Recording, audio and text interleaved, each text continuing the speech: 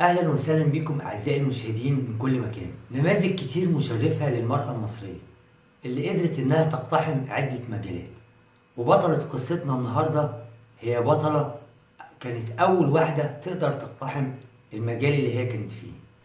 بطلتنا هي كابتن عزيزة محرم فهيم، أول امرأة مصرية تقتحم عالم الطيران المدني. اتولدت كابتن عزيزة في إبريل 1919، ووالدها هو محرم فهيم نقيب المحامين الشرعيين الأسبق. واجهت عزيزة محرم في بداية حياتها عقبات وصعوبات شديدة جدا، لكنها قدرت تواجه كل العقبات دي عشان تقدر توصل لحلمها.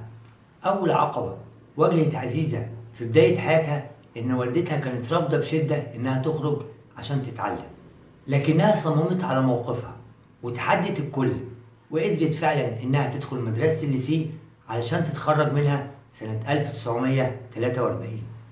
تاني عقبة واجهتها في حياتها هو رفض دخولها معهد مصر للطيران عشان تحقق حلمها بدراسة الطيران. ولتاني مرة قدرت إنها تحافظ على حلمها، ووقفت قدام الكل عشان تدخل معهد مصر للطيران سنة 1945.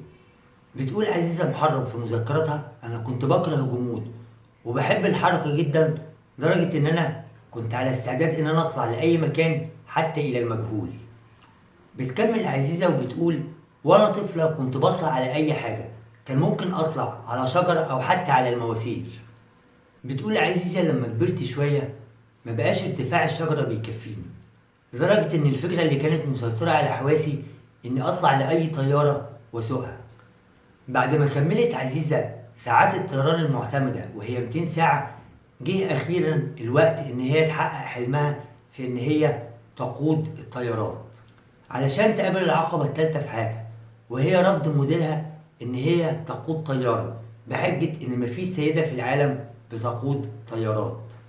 بعد محاولات كتيرة مستمرة قدرت كابتن عزيزة إنها تنجح في إنها تقنع فعلا مديرها، واللي وافق أخيرا على إن هي تقود الطيارة. بعد ما طلعت الطيارة علشان تحقق حلمها اللي استنته كتير وواجهت علشانه كل الناس، اتفاجئت كابتن عزيزة بغضب شديد بين الركاب، وصاروا وهاجوا ورفضوا بشدة إن تقود بيهم سيدة الطيارة، لأن في الوقت ده كان فيه خوف وقلق كبير من ركوب الطيارات، فما بالك واللي هتسوق بيهم الطيارة هي سيدة. اضطرت كابتن عزيزة إنها تمارس الطيران داخل المعهد، أو إنها تقود وتقوم برحلات خاصة لبعض رجال الأعمال لنقلهم إلى أماكن عملهم.